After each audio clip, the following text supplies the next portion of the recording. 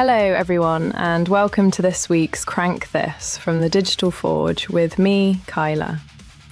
This week we are stepping into the world of epic tales and even more epic storytelling. This track in particular grabbed my attention as it blends traditional dark fantasy tropes with anime.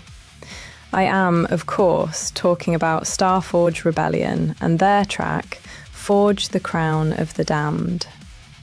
This is storytelling on a huge scale and is a wonderful collision of multiple character threads. In the ruins of a fallen cathedral, the prophet forges a supernatural crown designed to bind every betrayed, abandoned, and fallen soul to one bearer. Only the Bone Crusader possesses a soul powerful enough to endure its terrible strength. Sounds epic, right? Let's have a look.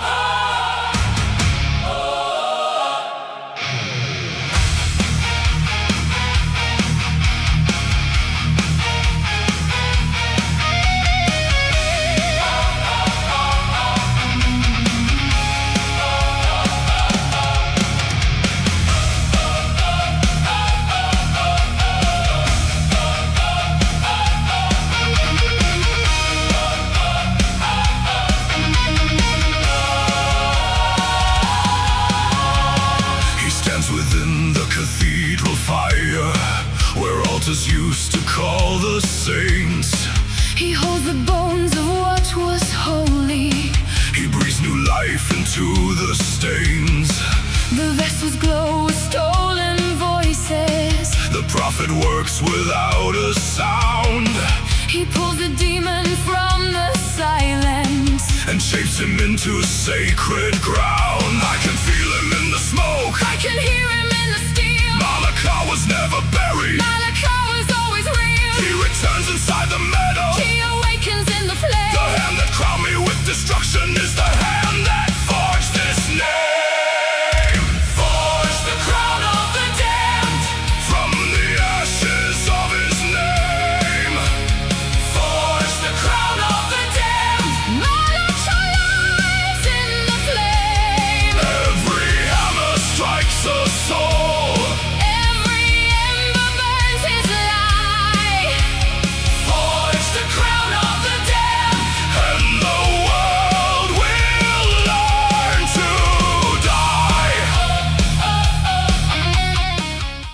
This song is not presented as an isolated metal track.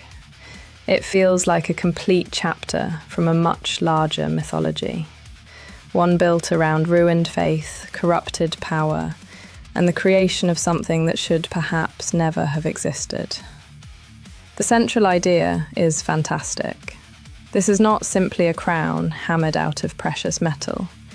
It is a supernatural binding made from betrayed, abandoned, and dead souls, carrying the preserved pattern of Malakah within it. That gives the forging genuine narrative weight. We aren't merely watching an object being created. We are witnessing the construction of a force capable of transforming the Bone Crusader into something dangerously close to a god. Musically, this is a large, dramatic piece. At over 6.5 minutes, it allows the story to unfold rather than rushing toward a conventional chorus. The modern metal foundation gives it force, while the symphonic and cinematic elements make it feel appropriately monumental. There is a strong sense of escalation throughout the track, with the intensity continuing to rise as the implications of the crown become clearer. The duet is one of the song's greatest strengths. Larissa Hale and Cale Draven don't feel like two vocalists simply taking turns on the same composition. Their voices represent different energies within the chapter.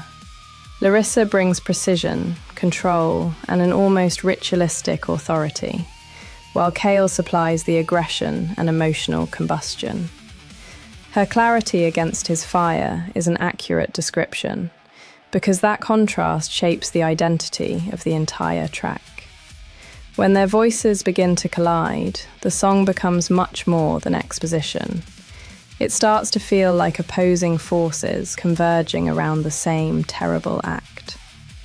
One voice appears to understand the significance of what's being created, while the other seems consumed by its power. That dynamic gives the duet a theatrical quality without making it feel like musical theatre. And the whole track remains firmly rooted in metal.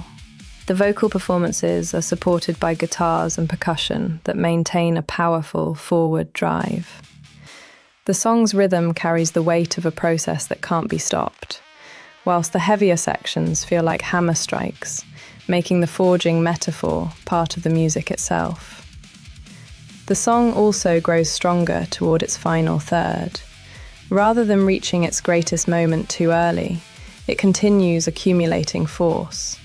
That makes the conclusion feel earned. By that point, the crown is no longer simply an idea being described. It feels present, completed, and dangerous. Reimagining this track as dark fantasy anime was an excellent decision.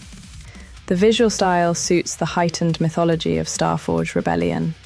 Fire dominates much of the palette, surrounding the characters with burning cathedral ruins, glowing furnaces, and collapsing sacred architecture. Against that, the use of blue energy, lightning, and supernatural light creates an immediate visual distinction between physical destruction and the forces being bound inside the crown. That colour contrast is particularly effective. The orange and red scenes communicate rage, ruin, and creation through violence. The colder blue sequences suggest something less human, captured essence, spiritual power, and the unnatural mechanics of the binding itself. The two vocal characters are also visually distinct enough to reinforce the duet. Larissa's character carries an elegant but dangerous supernatural presence, while Kale's character is presented with far more physical fury.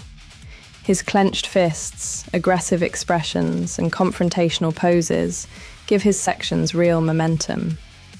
When the two appear together, it visually communicates that collision between control and fire at the heart of the song. The anime guitar performance shots are another strong addition. They stop the video from becoming a sequence of characters merely posing while lyrics appear. Those moments reconnect the fantasy narrative to the metal performance and give the instrumental passages their own visual identity. The on-screen lyric fragments are used confidently. Individual words such as ashes, soul, destruction, and damned are given visual impact rather than being treated as ordinary subtitles. They appear like declarations or pieces of prophecy. This works especially well for a saga-driven project because the words feel connected to the mythology rather than added purely for accessibility. There is also a strong sense of consistency across the full running time. The character designs, ruined architecture, fire effects, and supernatural imagery all belong to the same world. For an animated video approaching 7 minutes, maintaining that cohesion is important. The visual language never suddenly abandons the tone of the story.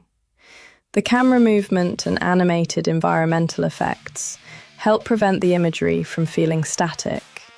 Hair, flames, energy, lightning, and atmospheric particles provide constant motion, while the editing shifts between close character portraits, performance imagery, and larger supernatural scenes.